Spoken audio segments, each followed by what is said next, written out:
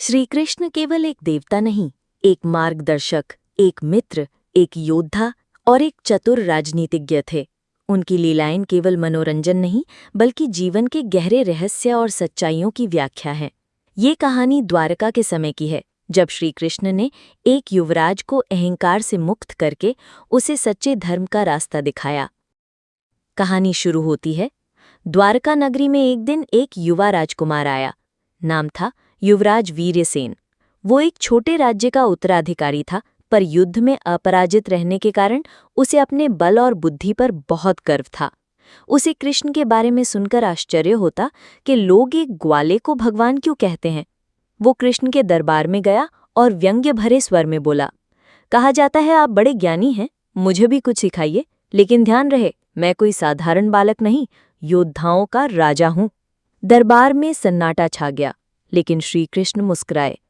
वीरसेन, ज्ञान तो वही ले सकता है जो पहले अपने घमंड का पात्र खाली कर दे, पर यदि तुम्हें सीखने की इच्छा है तो मैं तुम्हें एक अनुभव दे सकता हूं। मूल शिक्षा की शुरुआत।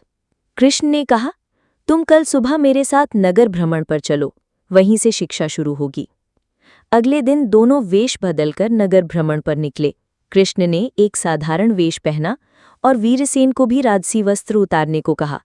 वे एक बूढ़िया के घर गए जो बीमार और अकेली थी। श्री कृष्ण ने कहा, चलो उसकी सेवा करते हैं। वीरसेन चौंका, मैं एक राजकुमार हूं, मैं किसी बूढ़ी औरत के पैर नहीं दबाऊंगा। कृष्ण बोले, जो छोटा कार्य करने में लज्जा करता है वो बड़ा कभी कर नहीं सकता। सेवा ही सबसे बड़ा धर्म है। काफी नानुकुर के बाद वीरसेन ने सेवा की और आश्चर्यजनक रूप से उसे आत्मिक शांति का अनुभव हुआ। दूसरा दिन, अहंकार का पर्दाफाश। अगले दिन श्री कृष्ण उसे एक गांव ले गए जहां अकाल पड़ा था। वहां लोग भूखे थे। कृष्ण ने कहा, तुम्हारे पास जो भी है बांट दो, यहीं से धर्म शुरू होता है। वीरसेन ने कहा, मैंने ये धन युद्ध से जीता है, क्यों दूं? कृष्ण बोले, जिस धन का उपयोग किसी के दुख को कम करने में ना हो वो बोझ है। धर्म वही है जो अपने सुख से ज्यादा दूसरों की पीड़ा को समझे। जब वीरसेन ने अन्न बांटना शुरू किया तो लोगों की आंखों में आंसू और चेहरे पर संतोष देखकर उसका हृदय बदलने लगा। तीसरा दिन, परखा गया समर्पण। तीसरे दिन श्री कृष्ण उसे जंगल ले गए और कहा, यहां रात भर अकेले रहो, कोई रक्षा नहीं होगी। वीरसेन डर गया। उसने कहा, मैं एक योद्धा हूं, लेकिन अकेला रहना कठिन है। कृष्ण मुस्कुराए, जिसे स्वयं से डर लगता है वो किसी और को क्या बचाएगा। रात में उसे कई आवाजें आईं, भयानक पशु दिखे, लेकिन उसने हिम्मत रखी। सुबह जब कृष्ण आए, वीरसेन की आंखों में नींद नहीं थी, लेकिन आत्मविश्वास था। अब तुम युद्ध जीतने के लायक नहीं, जीवन समझने के लायक बन चुके हो, कृष्ण बोले। परिवर्तन और बोध। कुछ दिनों के बाद श्री कृष्ण ने उसे आखिरी बार अपने साथ चलने को कहा। वे एक नदी के किनारे पहुंचे। वहां एक नाव डूब रही थी। श्री कृष्ण ने कहा, बचाओ उन्हें। वीरसेन तुरंत कूदा और उसने एक एक करके बच्चों और महिलाओं को बचाया।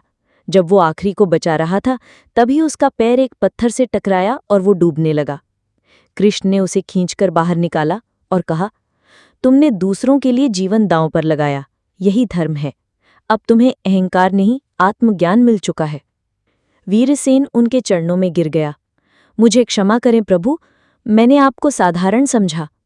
कृष्ण ने कहा, जो स्वयं को बड़ा समझता है वो छोटा रह जाता है, लेकिन जो दूसरों को बड़ा मानता है वही सच्चा राजा बनता है। वीरसेन अपने राज्य लौटा, पर अब वो केवल राजा नहीं था, धर्म का प्रतिनिधि बन चुका था। उसने अपने राज्य में करुणा, सेवा और न्याय की नीतियां लागू की। उसने एक मंदिर बनवाया जहां कृष्ण की मूर्ति नहीं, उनका उपदेश अंकित था। धर्म युद्ध से नहीं, सेवा से जीता जाता है।